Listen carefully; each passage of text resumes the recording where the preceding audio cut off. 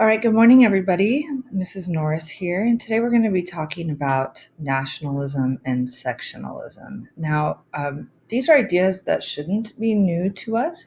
We have talked about them in the past, particularly in Chapter 11, Section 3, if you completed this activity, which covered these ideas of nationalism and sectionalism. So, just as a reminder, nationalism is this idea of having pride in the country that you live in.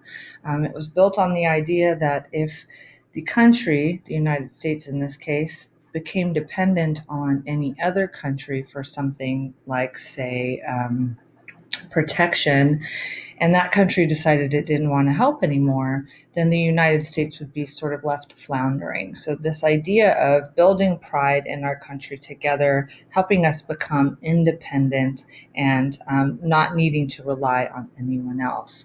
So, that nationalistic pride brought the country together, and it was helped by new inventions of the time like the telegraph and the steamboat, things that helped to bring people together either through communication or actual travel.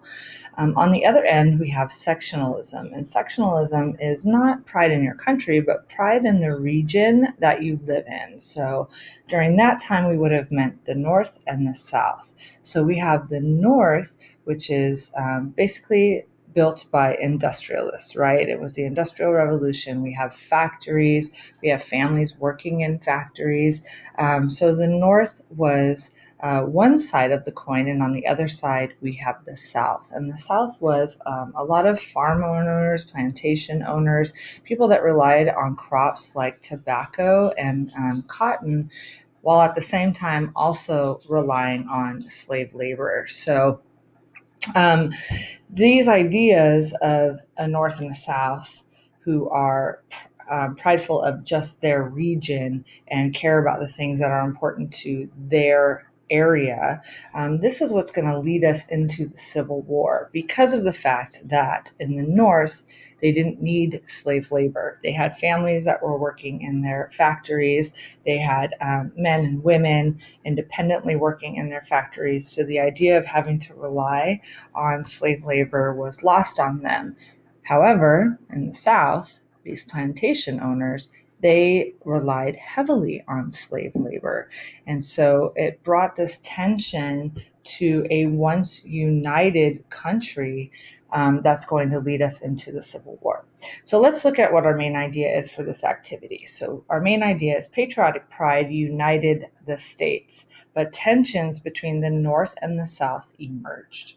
Okay, so you can still have pride in your country and also pride in the area that you live in. Okay, and why does this matter now? Well, these tensions led to the Civil War, and those regional differences can still be found in the United States today. So, someone who's from the North, like, say, New York, they have many different characteristics from somebody who's from the South, like, say, Louisiana or Mississippi.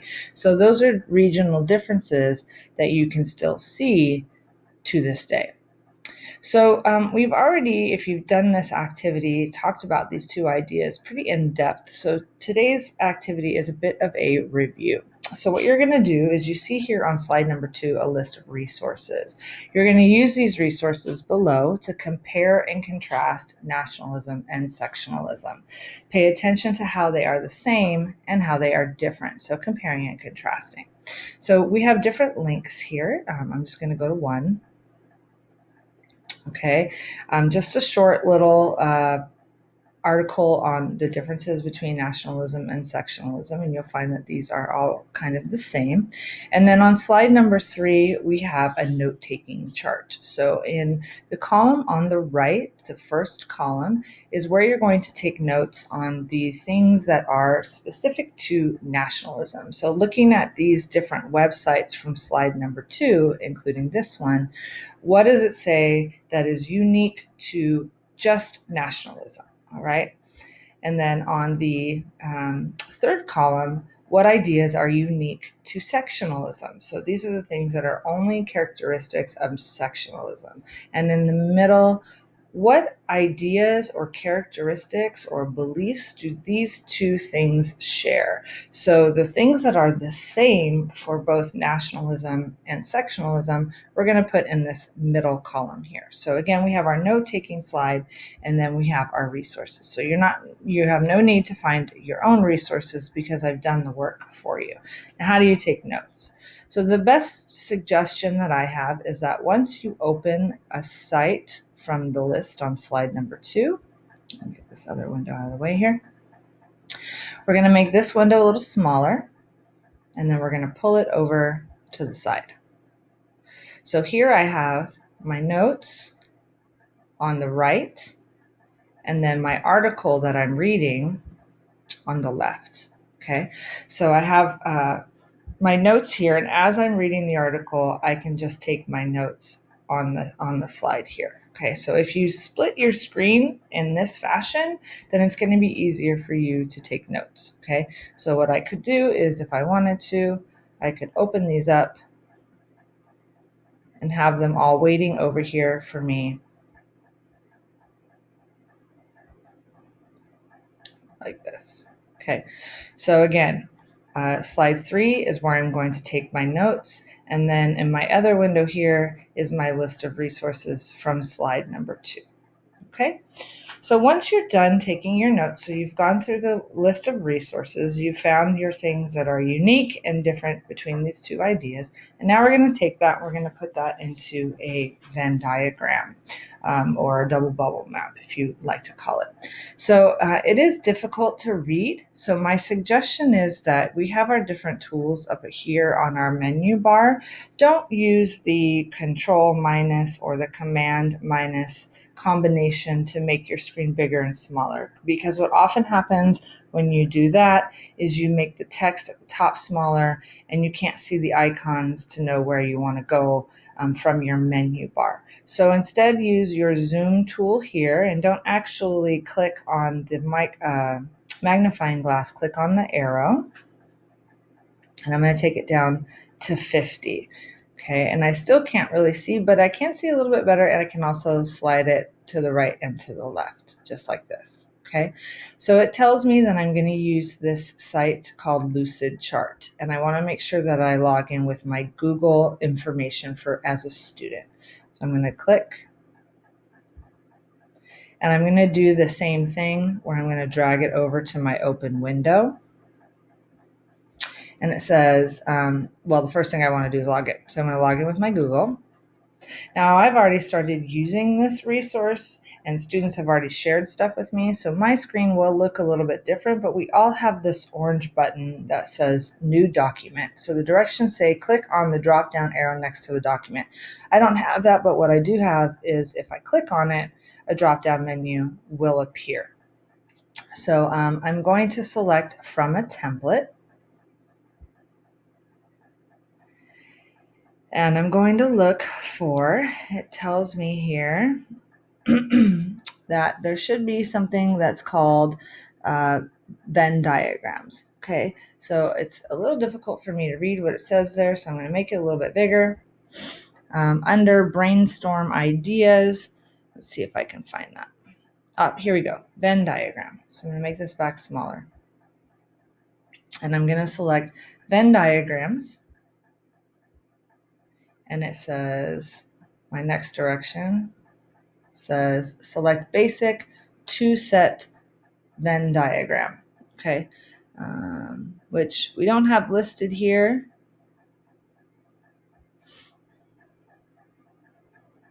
So let's see what happens when I just click on blank Venn diagram.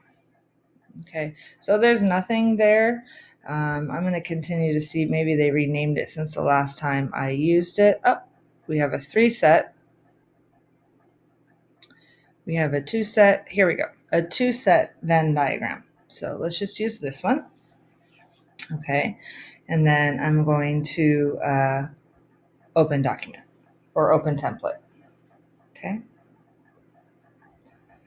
So now slide number 4 is going to lead me through, slide number 5 is going to lead me through the different things that I need to know. So I have, there's numbers here, and it says make all of the changes circled in red. So I'm going to make sure that I title it, which is up here, the way it's titled here. I'm going to make sure that I have nationalism on one side and sectionalism on the other. Okay, and then up at the top it says nationalism and sectionalism. So where it says to set Venn diagram, I want to make those changes. And then I'm just going to go through this slide and the different things that it asks me to do. Now I can't see everything, so if I need to make my window bigger, I can do that. Okay.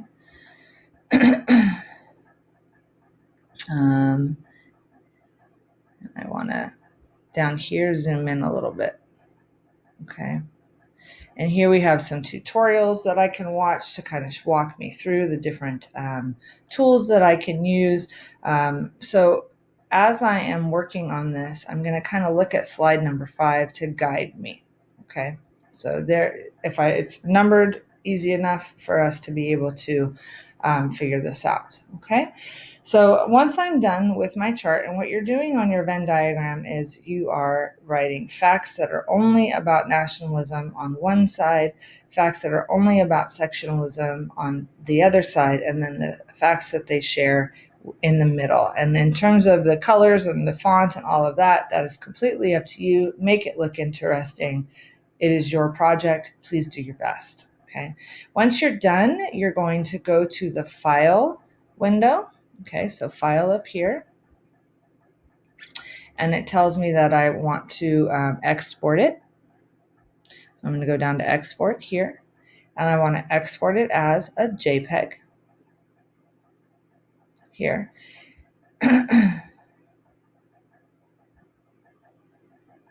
When I open it up a little, I've got more. We don't need to do anything to this. We're just going to click on Download. Okay.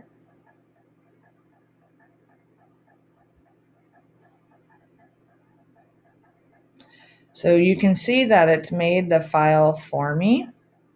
Now, I've got the file on my desktop, and I also have the file here down at the bottom of my downloaded list. Okay, so on slide number 6, you're going to drag and drop your finished Venn diagram on this slide and resize it to fill the entire slide. So I'm going to make this a little bit bigger, and I'm going to move it over, and then all I have to do is drag and drop and then resize it.